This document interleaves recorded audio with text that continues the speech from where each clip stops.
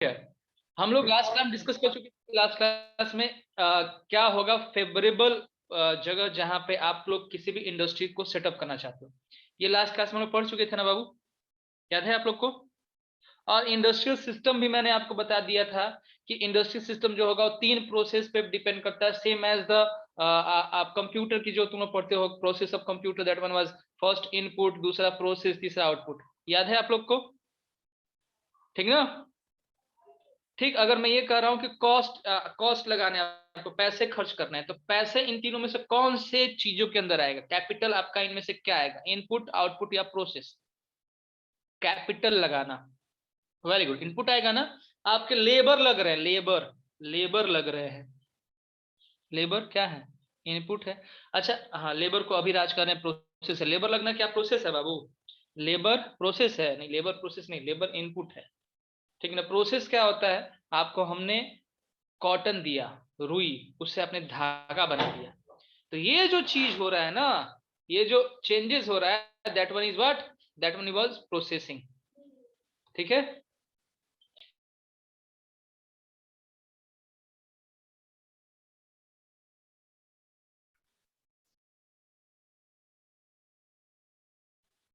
आई बात समझ में?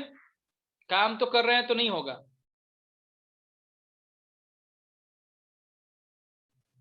काम करने से मतलब नहीं है, काम करने के बाद क्या कर रहे हैं? वो चेंज कर रहे हैं। अगर वो चेंज कर रहे हैं इनपुट को आउटपुट में, तभी जो होगा वो प्रोसेसिंग कहलाएगा। ठीक ना अभिराज? क्या डाउट अभी भी है? समझे बात को? ठीक, उसके बाद हम लोग देखे थे ना इंडस्ट्रियल रीजंस। इंडस्ट्रियल रीजंस भी हम आपको बता चुके थे कि कभी कभी क्या होते थे, तुम लोग पूछे तो फीडर इंडस्ट्रीज के बारे में। तो कभी कभी एक ऐसा एरिया होता है जहाँ पे एक इंडस्ट्री खुला, उस इंडस्ट्रीज का आउटपुट पहले बाहर सेल होता था, लेकिन अब क्या है कि वो इंडस्ट्री का आउटपुट जो होगा उसको कोई दूसरा इंडस्ट्री वहीं पे यूज करके एक बेटर चीज बना सकता है। या एक बिगर इंडस्ट्री है, वो अपने इनपुट कहीं दूसरी जगह से लेकर आती है, तो बहुत छोटे छोटे इंडस्ट्री उसके आसपास में खुल गए जो कि उसको प्रोवाइड करना शुरू कर दिया। या कोई ऐसा एरिया जहां पे मल्टीपल इंडस्ट्रीज खुल गए हैं, बहुत सारे इंडस्ट्रीज खुल चुके हैं जो कि वहां के मार्केट के हिसाब से वर्क कर रहे हैं, उस एरिया को हम लोग इंडस्ट्रियल रीजन बोलेंगे। समझ में आ रही बात? इंडस्ट्रियल रीजन क्या है? ठीक ना? तो हियर इज द पॉइंट कि आपका, मैं आज आपको नोट करने को नहीं बोल रहा हूँ, बस जो होगा क्योंकि मैं ये पीडीएफ अपलोड कर दूंगा, तो आप बस कॉन्सेप्ट आज जितना बेटर हो उतना ले सकते हो। क्या कर सकते हैं ऐसा हम लोग कि नोट्स करते चलोगे साथ में? नोट्स, क्योंकि भाई क्लासेस होंगे, आपको नोट्स मुझे सेंड करना है, इस चीज का ध्यान रखिएगा। ऐसा बिल्कुल भी नहीं होगा कि आप नोट्स करते चलोगे। शशांक कह रहे हैं करते चलेंगे। हाँ, टाइम ज्यादा लगेगा। कॉन्सेप्ट आज बस लेते चलते हैं, क्योंकि आज बस कंपेरेटिव स्टडी है और ऑलमोस्ट हम लोग को जो नोट्स करना था वो कर सके। इंडस्ट्रियल रीजंस आई थिंक ये आप लोग समझ चुके हो ना। इंडस्ट्रियल रीजंस क्या होता है, मैं यही पीडीएफ बाबू आपको डाल दूंगा जहां से आपको थोड़ा सा लिखना होगा, और लेटर क्लासेस में हम लोग देखेंगे क्या करना होगा। इंडस्ट्रियल रीजंस, तो यहाँ पे मैंने जो मार्क किया है कि industrial regions emerge when a number of industries locate close to each other and share the benefits of their business. बात आ रही समझ में? काम खत्म हो गया यहीं पे। वैसे इंडस्ट्रीज जो कि एक दूसरे के साथ अगर खुल जाए और एक दूसरे के बेनिफिट को भी वो लोग क्या करें, बांटना शुरू कर देते, इसी रीजन को, जिस रीजन में बहुत सारे इंडस्ट्री खुले, उसी को हम इंडस्ट्रियल रीजन बोलेंगे। और कैसे वो किसी एक दूसरे का बेनिफिट लेते हैं हम लोग आगे डिस्कस कर चुके हैं, अभी डिस्कस किए तुरंत। ठीक ना? समझ में आ रही बात? अब बहुत सारे इंडस्ट्रियल रीजन है, जैसे कि नॉर्थ अमेरिका, वेस्टर्न जो होगा, eastern north America, western central Europe. मैं आपको मैप में दिखाता हूँ, देखो जरा। ये जो है, यहाँ पे आपको मैप दिख रहा है ना, ये जितने भी ब्लैकिश पार्ट है ना, ये सब के सब इंडस्ट्रियल रीजन है। और इंडिया में आओगे तो इंडिया में देखो, ये जो पार्ट होता है हमारा नॉर्थन पार्ट, ये एरिया, और इधर गुजरात का पार्ट जो होगा, और इधर तमिलनाडु में ये जो पार्ट होगा, ये जो पार्ट है क्या, इंडस्ट्रियल रीजन है। समझ में आ रही बात? ठीक ना? अब इंडस्ट्रियल रीजन जो होंगे वो बहुत ही ज्यादा मतलब फैक्टर्स है, उसके ऊपर डिपेंड करते हैं। क्या क्या फैक्टर हम लोग था वो लास्ट से पढ़े थे।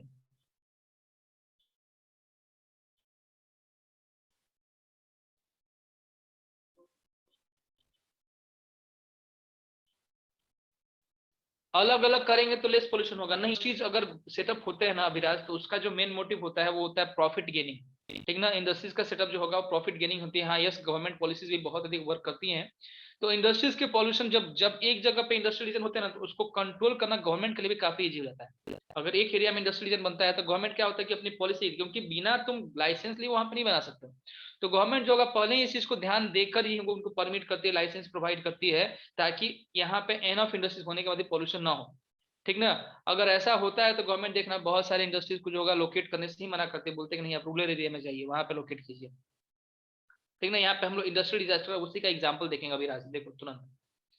ठीक ना। तो ये हमारा एरिया है, मुंबई, पुणे, बैंगलोर, तमिलनाडु, हुगली रीजन, अहमदाबाद, ये सभी के सभी जो रीजन है यहाँ पे इंडस्ट्रियल बेल्ट काफी अधिक है। इसके बाद देखते हैं हमारे पास एक एग्जाम्पल दिया हुआ है जो तुमने अभी क्वेश्चन किया था, दैट वाज इंडस्ट्रियल डिजास्टर। तो एक डिजास्टर जो था अकर किया था भोपाल में 3 दिसंबर 1984 को 3 बजे, और उसको हम बोलते हैं भोपाल गैस ट्रेजेडी। सुने आप लोग इसके बारे में? सुने हो ना। हुआ क्या था कि उस दिन क्या होता है कि एक कंपनी थी, अमेरिकन बेस्ड कंपनी जो थी, वहां से क्या होता है कि एक poisonous gas that was methyl isocyanate. ठीक ना। ये और उसके साथ साथ हाइड्रोजन साइनाइड और अदर रिएक्टिव प्रोडक्ट जो होंगे वो जहां बनता था, एक यूनियन कार्बाइड नाम की फैक्ट्री थी। ठीक ना। उसमें से ये सारे के सारे गैस जो होंगे वो बाहर आना शुरू कर दिए थे, और वो जो लीकेज हुआ था गैस का, उसके चलते जो होगा 3598 पीपल जो होंगे 1989 तक, ठीक, मारे जा चुके हैं। और काफी सारे लोग जो कि बचे हैं वो, उनको बहुत सारी बीमारियां हो गई हैं, बहुत सारी बीमारियां। ठीक है, समझ में आ रही बात? एक मिनट, एक तरुण और आयुष राय अभी आ रहे हैं, जा लेट मी थोड़ा सा पूछ लेते हैं इन लोग से।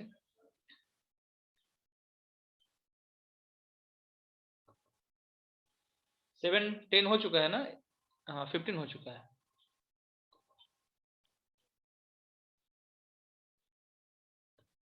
आकांक्षा श्रीवास्तव, तुमने ऑडियो ऑन नहीं किया आकांक्षा?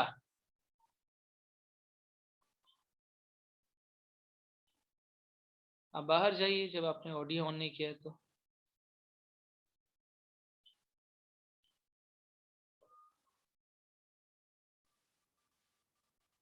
तरुण क्यों इतना लेट हुआ है बाबू?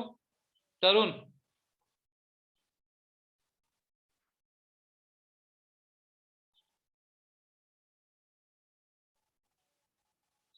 तरुण अनम्यूट करोगे कि या नेटवर्क प्रॉब्लम था? अच्छा। और एक और कौन आया है अभी? आयुष रॉय ना? आयुष रॉय।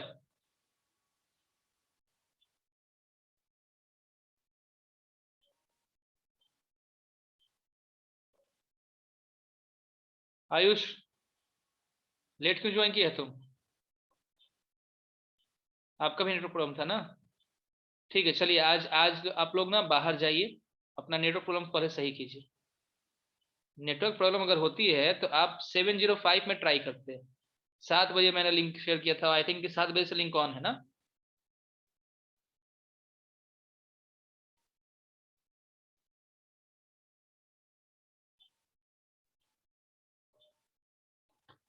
क्लासेस को सीरियस लीजिए बाबू, कोई भी है। लास्ट वार्निंग, क्लासेस को टाइमली ज्वाइन करो, किया करो। और इस बार मैंने 3 क्लासेस लिए हैं ताकि आप लोग के सिलेबस को पहले हम लोग कंट्रोल कर सके। नेक्स्ट, मूविंग अहेड, एक और एक्सीडेंट के बारे में हम लोग देखें। देखो ये तुम लोग समझ गए, ये भोपाल गैस ट्रेजेडी था। ठीक ना। 1984 में शुरू हुआ, और आज भी वहां पे जो जगह है उस जगह पे काफी पॉइजनस गैसेज जो होंगे वो अवेलेबल है।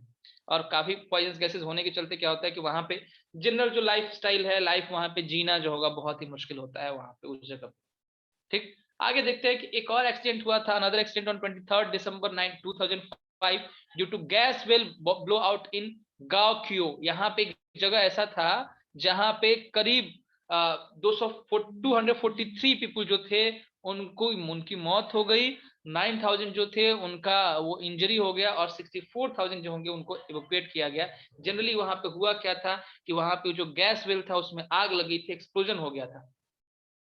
ठीक है, समझ में आ रही बात? तो ये कुछ इंसिडेंट होते हैं कि यस, इंडस्ट्रीज अगर है किसी जगह पे तो इंडस्ट्री जो होंगे वो प्रॉब्लम क्रिएट कर सकते हैं, इंडस्ट्रीज प्रॉब्लम क्रिएट करते भी हैं। तो इसलिए क्या होता है कि अब मोस्ट ऑफ द केसेस में जो होगा इंडस्ट्रीज को रूरल एरियाज में सेटअप करने के लिए सजेशन दिए जाते हैं कि रूरल एरिया में इंडस्ट्रीज आप सेटअप कीजिए।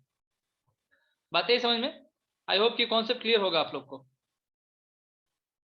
यहाँ तक।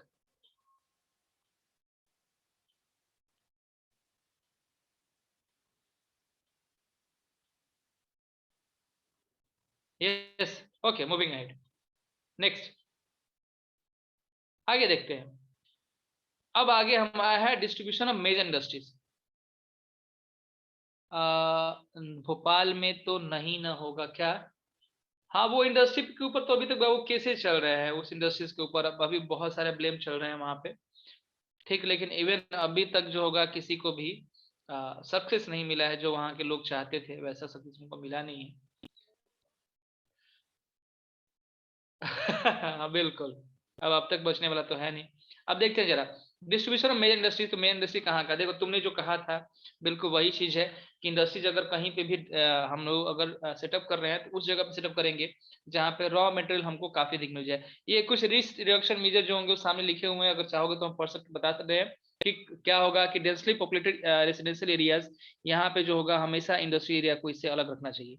डेंसली पॉपुलेटेड एरियाज में कभी भी इंडस्ट्रीज नहीं सेटअप करना चाहिए। समझ में आ रही बात? ठीक है। अगर आप इंडस्ट्री के आसपास रह रहे हो, आपका वहां पे रेजिडेंस है, तो आपको बिल्कुल जान के रखना चाहिए कि वहां पे हमारा क्या क्या हैजार्ड हो सकता है, क्या क्या प्रॉब्लम क्रिएट हो सकती है और उससे हमको बचना क्या है। Fire warning and fighting system जो होगा हमेशा इंप्रूव होने चाहिए। Storage capacity of toxic substance should be limited, यानी कि आप कोई भी जहरीले सब्सटेंस जो होगा उसको अलाउ नहीं करोगे, कितना अधिक तुमको रखना होगा। And pollution dispersion qualities in the industry should be improved. Pollution dispersion qualities in the industry should be improved. It means what, कि किस तरीके से हम अगर अपने जो भी वेस्ट प्रोडक्ट होता है उसको रिलीज करते हैं, तो उसका भी एक तरीका होना चाहिए, उसका भी एक बेटर मेथड होना चाहिए। Is it clear? समझ में आई बात?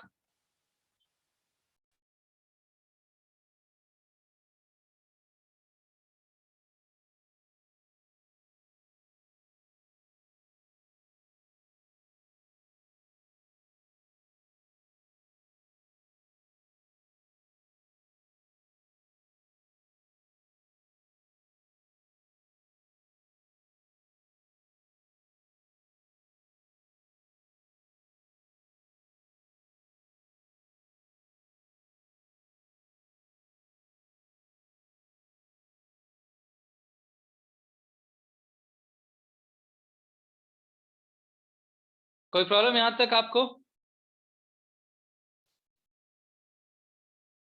अब देखो, ये जो हमारा इंडस्ट्री जो था उसका पार्ट खत्म हो चुका है। अब हम लोग को सीधे देखना है, जैसे कि आपने कहा था किसी जगह पे कोई इंडस्ट्री का सेटअप करते हैं तो उसका बेनिफिट क्या है, और उसको किस तरीके से हम लोग लोकेट कर सकते हैं, कहाँ कहाँ कौन कौन सी इंडस्ट्री सेटअप होंगी।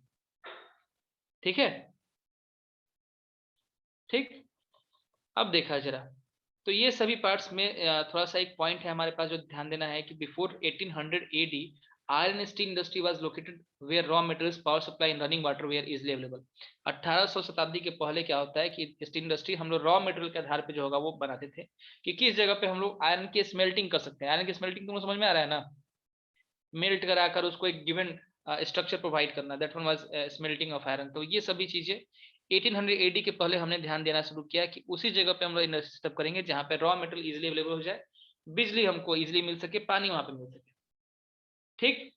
अब उसका धीरे धीरे आइडियल लोकेशन होगा कि नहीं, क्योंकि हमको उसको मेल्ट करना तो बहुत सारा जो होगा वो कूल मुझे चाहिए होगा। तो उसके बाद क्या होता है कि अब लोकेशन जो होगा चेंज होने लगा है, और 1950 के बाद आयरन जो, मतलब उसके बाद हमने सेटअप करना शुरू किया कोल लेवल एरिया में, और 1950 के बाद आयरन इंडस्ट्री जो होगा उस जगह पे सेटअप किया था जहाँ पे एक लंबा फ्लैट लैंड और नियर द सी पोर्ट, ताकि उसको इजिली जो होगा एक्सपोर्ट कर सके, और या इंपोर्ट भी अगर करना हो कोई सब्सटेंस तो हम लोग वो काम कर सकते हैं। ठीक ना? देखो, उसके पहले हमारे इंडिया में उतना अधिक इंडस्ट्री नहीं था, 1800 एडी के पहले हमारे कंट्री में नहीं था। हाँ, लेकिन 28वीं शताब्दी में जब अंग्रेज आए थे तब कुछ एक इंडस्ट्रीज हमारे पास सेटअप होना शुरू हो गए थे अपर में। ठीक ना? लेकिन ये इंडस्ट्रीज की हम लोग जनरली बात करें कहाँ पे, तो जो ब्रिटेन में सबसे पहले इंडस्ट्रियलाइजेशन हुआ था तो वो किस जगह पे अपना रखता था, तो उसी के बारे से ये पूरा का पूरा डाटा लिया गया है। ठीक ना? हमारे कंट्री में हमारा डेवलपमेंट जो होगा इंडस्ट्रीज का वो बहुत लेट हुआ है, बहुत ज्यादा लेट। और हमारे पास जो पहले इंडस्ट्रीज आई थी वो कॉटन टेक्सटाइल इंडस्ट्रीज हमारे कंट्री में आए थे। ठीक ना? पर मैं,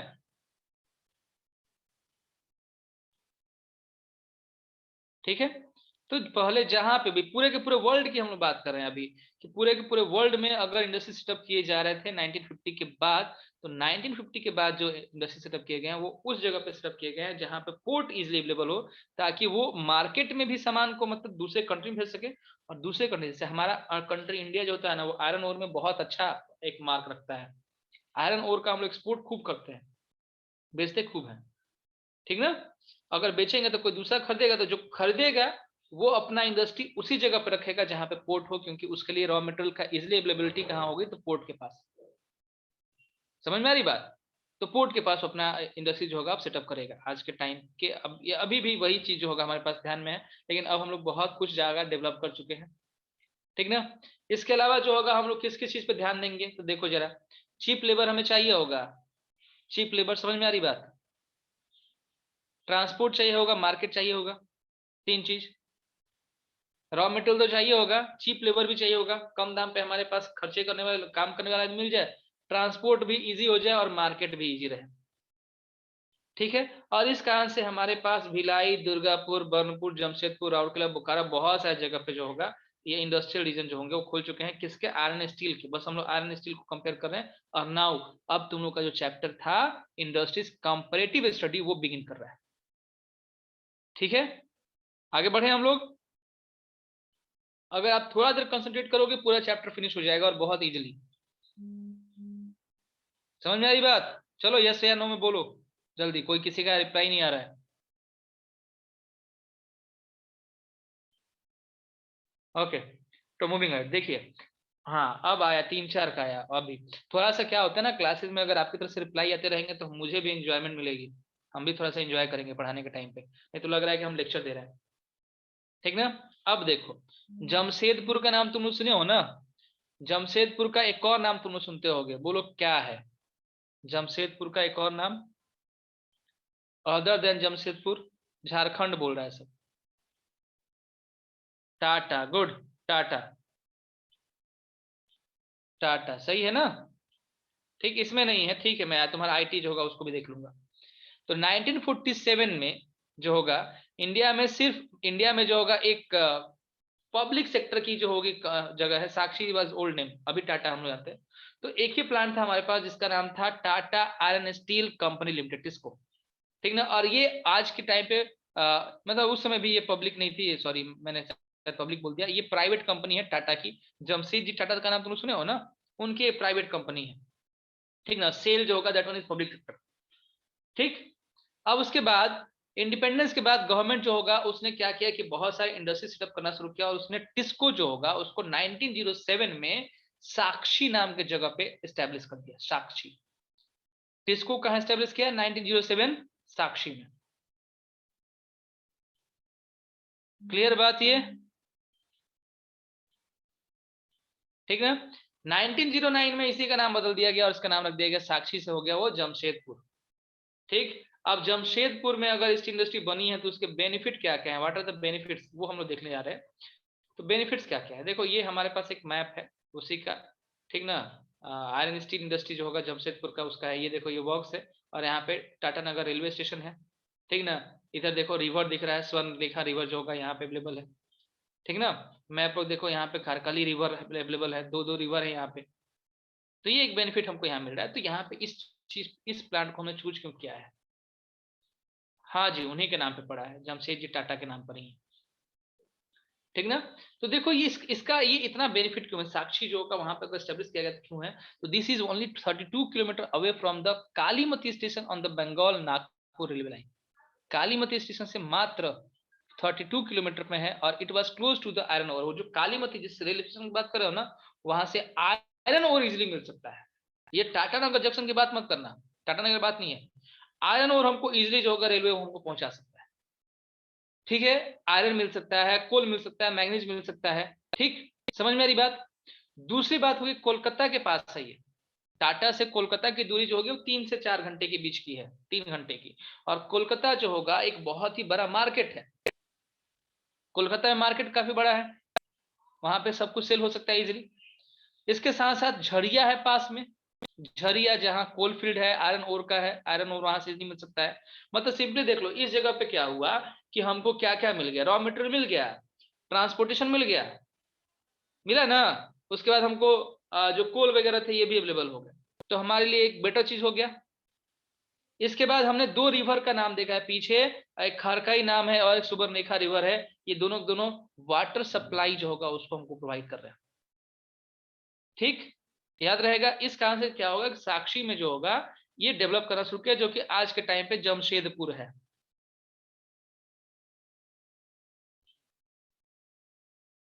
ठीक है, अब यहाँ पे जमशेदपुर में जो टिस्को है, Tata Tata iron steel corporation, इसके अलावा बहुत सारे वहां पे भी और इंडस्ट्रीज है।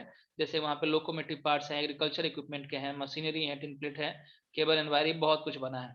बिहार में कोई तो बड़ा इंडस्ट्री था वो भी अलग हो गया। हाँ बिल्कुल सही बात है, दुख की बात है, दुखद बात है। ठीक है, और अब स्टील की बात करोगे तो कभी भी स्टील का जो डेवलपमेंट होता है वो कंट्री में हर एक इंडस्ट्री के डेवलपमेंट में हेल्प करता है। Do you agree? क्योंकि आज के टाइम पे चाहे तुम पेन यूज करो या कपड़ा यूज करो, वहां पे स्टील का कहीं ना कहीं यूज है। नयन, कपड़ा बनाने में स्टील का यूज होता है?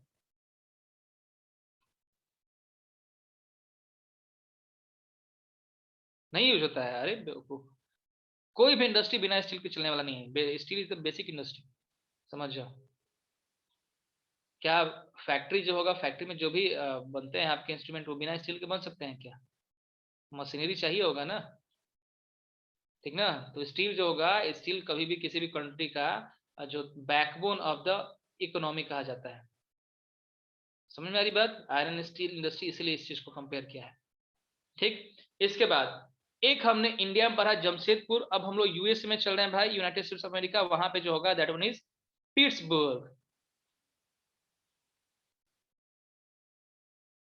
हाँ बन जाए तो अच्छी बात है, बन जाए तो अच्छी बात है। पिट्सबर्ग के बारे में थोड़ा सा देख लीजिए हम लोग। तो it is an important steel city of the United states of America. ठीक ना, अब इसका जो होगा, इसको क्यों वहां पे बना हुआ, क्योंकि इसको मिला है लोकेशनल एडवांटेज। ठीक ना, लोकेशन ऐसे क्या है, some of the raw material such as coal is available locally, coal उसको लोकली मिल गया है। आयरन जो होगा वो बहुत ही नजदीक से मिल सकता है, जो कि उसका लगभग बहुत ही नजदीक में हो रहा है। ठीक ना, और between this mines Pittsburgh is one of the world's best route for shipping और चिपली। एक ऐसा जगह है जहां से आप पूरे के पूरे वर्ल्ड में जो होगा वो शिप कर सकते हो आयरन ओर। ठीक है, यहाँ पे ये क्या है, तो द ग्रेट लेक्स वाटरवे है इस जगह, इस कारण से। ठीक, इसके अलावा तीन रिवर है यहाँ पे, ओहियो, द मोनोगेला एंड द एलेगनी। ये वहां पे एडुकेट वाटर सप्लाई दे रहे हैं। तो सेम जैसे इंडिया में हमने पढ़ा था, वैसा ही कंडीशन जो होगा यहाँ पे पीट्सबर्ग के अंदर भी आपको देखने को मिल गया। ठीक है, अब यहाँ पे स्टील बनेगा, उसको तुरंत जो होगा मार्केट में आप सेल कर दीजिएगा। कंप्लीट, आगे देखते हैं। Next one is cotton textile. Cotton textile ये तुम लोग जानते होगे, इसके बारे में ज्यादा हमको दिमाग नहीं लगाना है। कॉटन टेक्सटाइल इंडस्ट्री कहाँ पे है बताइए जरा आप लोग। कॉटन टेक्सटाइल इंडस्ट्री कहाँ पे है, सेटअप कहाँ हुआ है?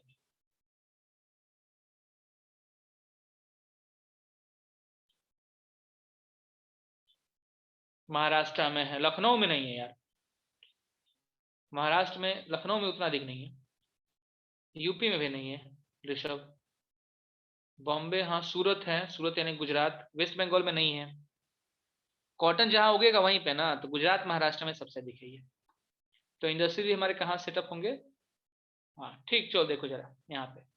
तो कॉटन जो हमको पता है कि पहले जो होगा, पहले लोग हाथ से जो होगा कॉटन को बुनता था, मैनुअली उसको करता था। ठीक ना, उस समय उसको उसको हम लोग हैंडलूम बोलते थे, मैनुअल लूम को। आजकल हैंडलूम खत्म हो गया है, पावर लूम आ गया है।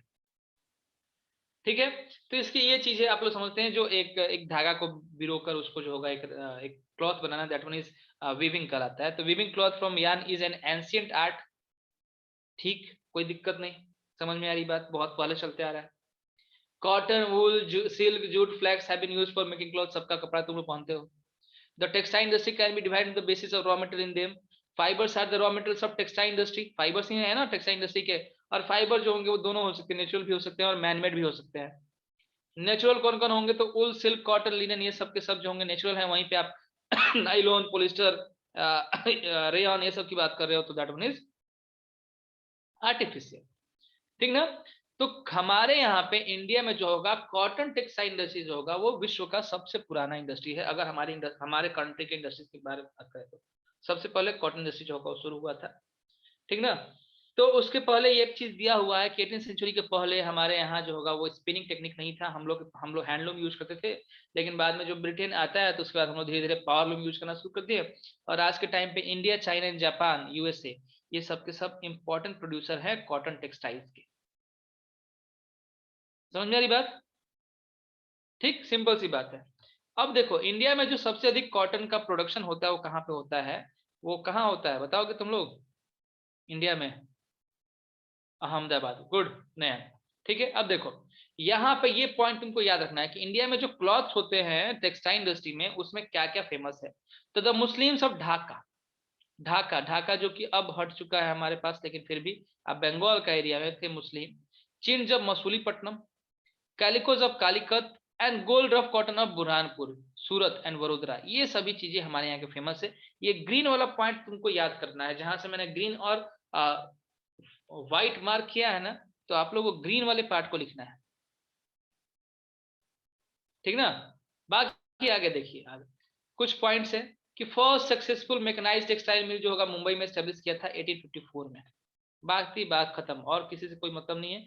बाकी सभी जगह जो होगा हम लोग अलग इंडस्ट्री सेटअप कर रहे हैं। आगे मूव करते हैं अहमदाबाद, अहमदाबाद में आइए।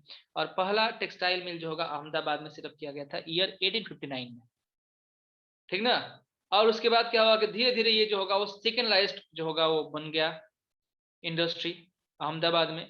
और ये जो होगा वो अब अहमदाबाद के टाइम पे वहां पे अहमदाबाद में इतने सारे इंडस्ट्री सेटअप हो चुके हैं कोलकाता, सॉरी कॉटन के, कि उसको हम लोग मैनचेस्टर ऑफ इंडिया बोलते हैं। देखो मैनचेस्टर क्यों बोलते हैं, क्योंकि इंग्लैंड का एक जगह है मैनचेस्टर जहाँ पे कॉटन क्लॉथ खूब अधिक प्रोड्यूशन होता था, ठीक ना। तो उसी के नाम पे इसको भी ले लिया गया कि ये भी क्या कहलाएगा, मैनचेस्टर कहलाएगा। समझ में आई बात? मैनचेस्टर क्यों कहते हैं, एक इसको हम लोग मैनचेस्टर ऑफ इंडिया बोलते हैं, फिर एक आगे देखेंगे Osaka that one is Manchester of Japan, ठीक ना। अब यहाँ पे है क्या, कॉटन तुमको चाहिए होगा, अहमदाबाद, गुजरात, इन सभी एरिया में कॉटन का खूब अधिक प्रोडक्शन होता है। कॉटन का प्रोडक्शन खूब अधिक होगा, रिजल्ट क्या होगा कि वहां पे आप टेक्सटाइल इंडस्ट्री को सेटअप कर सकते हो, कॉटन टेक्सटाइल इंडस्ट्री का। ठीक, तो ये जो होगा,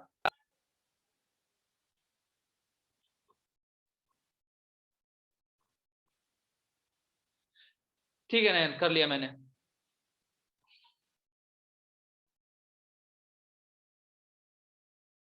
देखो अब यहाँ पे इंडस्ट्री क्यों हमने सेटअप किया है कि यहाँ पे फेवरेबल लोकेशन है जो कि डेवलप कर सकते हैं कि क्यों, कैसे, क्या क्या फेवरेबल है कि, तो बहुत ही नजदीक है यहाँ पे कॉटन ग्रोइंग एरिया।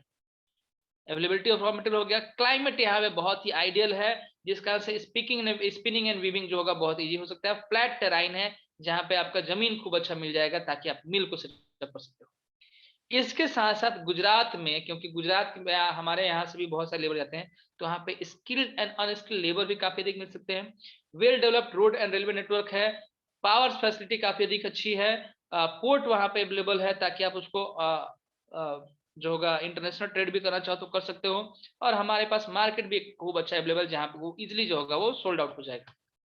रिजल्ट यह है कि अहमदाबाद जो होगा वो काफी डेवलप किया है, और आज के टाइम पे अहमदाबाद की जो टेक्सटाइल मिल जो है वो खूब ज्यादा डेवलप करते हैं। लेकिन हाँ, अब जो करंट टाइम आ रहा है ना, क्योंकि हम लोग अपने आप को हमेशा जो होगा अपग्रेड नहीं करते, तो इस कारण से अहमदाबाद में कुछ प्रॉब्लम क्रिएट हो रही हैं।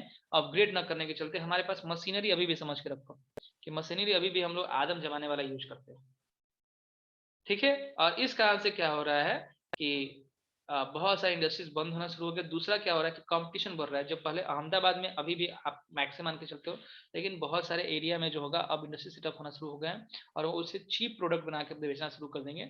तो अब क्या होगा कि मैक्सिमम इंडस्ट्रीज बंद होना शुरू हो जाएंगे, तो अहमदाबाद में काफी सारी इंडस्ट्रीज बंद भी हुए हैं, ठीक ना। सिंपल सी बात है, कॉटन टेक्सटाइल इंडस्ट्री के लिए आपको चाहिए होगा raw material, skilled and unskilled labour, आपको ट्रांसपोर्ट चाहिए होगा, मार्केट चाहिए होगा, और प्लस चाहिए होगा आपका सॉरी इसके रॉ मटेरियल्स, ये सब चाहिए होगा ना। सेम अगर जहां मिल जाएगा वहां पे नया इंडस्ट्री सेटअप कर सकते हो। तो वही चीज सेम मिला है Osaka, that one is Japan, Japan में मिला हुआ है, और इसको हम लोग मैनचेस्टर ऑफ जापान कहते हैं, ठीक है। देखते हैं यहाँ पे क्या क्या हो रहा है।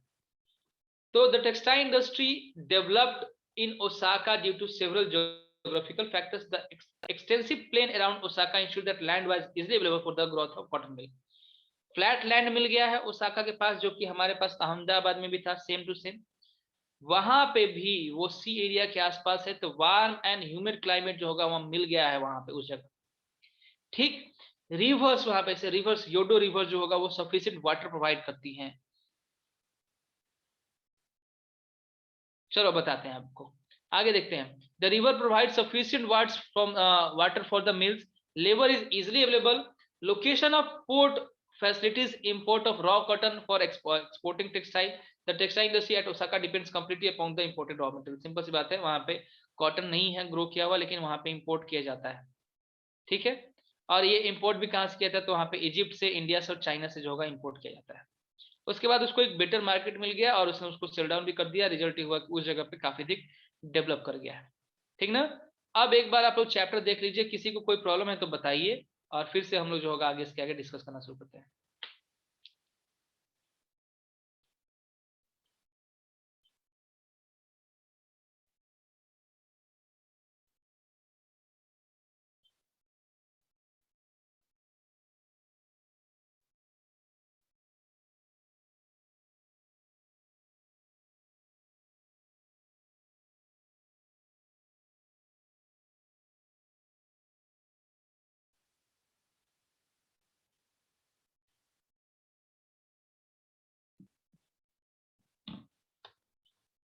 मैनचेस्टर का कुछ खास मीनिंग नहीं है नयन। मैनचेस्टर एक जगह है इंग्लैंड का, जहां पे कॉटन टेक्सटाइल इंडस्ट्री काफी डेवलप की थी, इसलिए मैनचेस्टर नाम से रिकॉग्नाइज किया जाता है। ओके।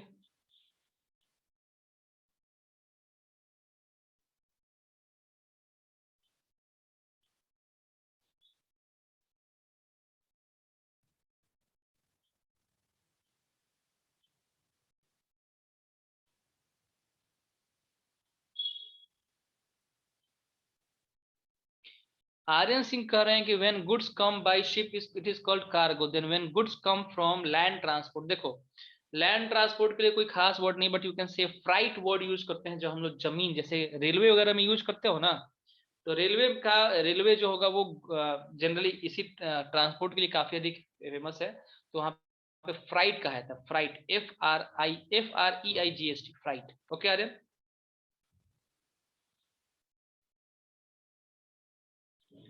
शिपमेंट मतलब कि शिप के थ्रू जो होगा आप एक जगह से दूसरी जगह जो होगा आप सामान भेजते हो, लेकिन आजकल ये ट्रांसशिपमेंट वर्ड हर जगह यूज होता है। ट्रांसशिपमेंट का मतलब होता है ट्रेवल कराना।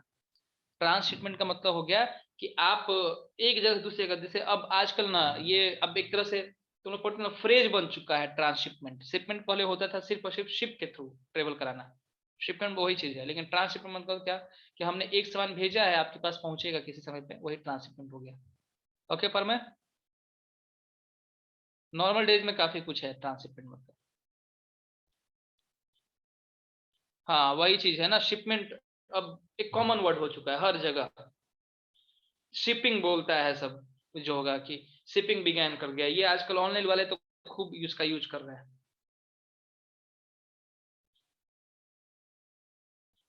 बोलता है ट्रांसशिपमेंट डिले हो गया, सुनते हो ना ये सब चीजें। हाँ हाँ बिल्कुल। शिपमेंट पहले होता था शिप के थ्रू भेजना, लेकिन आज के टाइम पे हर चीज को भेजना जो होगा वो शिपमेंट हो गया है। आके देखो, ऑन द होल इस चैप्टर में तुमको ध्यान के रखना है, इंडस्ट्री क्या है, तो एक सेकेंडरी सेक्टर है, यही है ना। सेकेंडरी एक्टिविटी का एक पार्ट है आपका इंडस्ट्री। इस इंडस्ट्री में हमने सिर्फ और सिर्फ जो होगा मैन्युफैक्चरिंग इंडस्ट्री के बारे में सेटअप किया है। आपके क्या क्या आइडियल कंडीशन है वो आपको ध्यान देना है, किस किस जगह पे आप इंडस्ट्री सेटअप करोगे वही आइडियल कंडीशन हो गया। और जो जो आपके इंडस्ट्री सेटअप हुए हैं, एक इंडिया का एक बाहर का, ठीक ना। क्लियर हुई बात, यही चीज आपको डील करना है। एक आईटी हब होगा, तो आई थिंक कि इंडिया में बैंगलोर का कंपेरिजन किया होगा, बाहर किसका कंपेरिजन किया है कोई बता सकता है क्या। इंडिया का बैंगलोर, रत्ना सागर में आईटी इंडस्ट्री को भी कंपेयर किया हुआ है।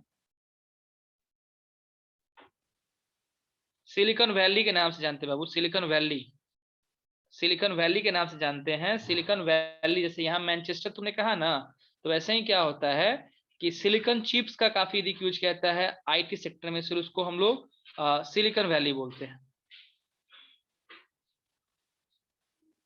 अच्छा ठीक है, आप मुझे एक बार बुक शेयर कर देना, मैं उसको देखकर ज्यादा क्लियर हो जाऊंगा। आज का क्लास यहीं खत्म करते हैं, और डे आफ्टर नेक्स्ट क्लास में हम लोग डिस्कस करेंगे एक थोड़ा सा ये जो पार्ट बाकी रहेगा वो, और इंडिया आफ्टर इंडिपेंडेंस।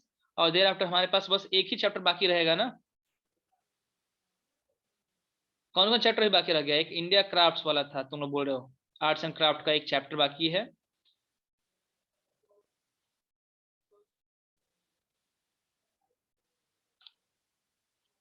और एक और डिजास्टर मैनेजमेंट रत्ना सागर में दिया होगा, हाँ रत्ना सागर में डिजास्टर मैनेजमेंट दिया होगा।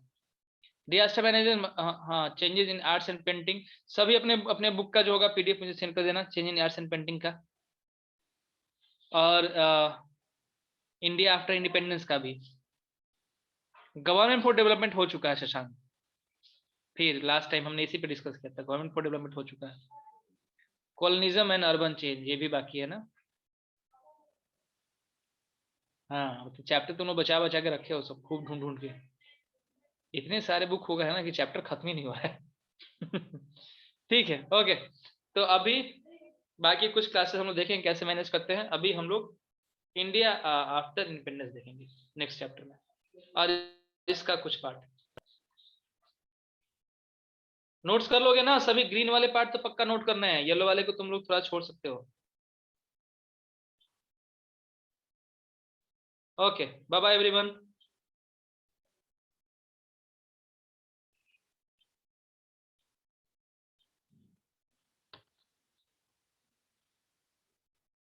वही लिंक पे मिलेगा बाबू।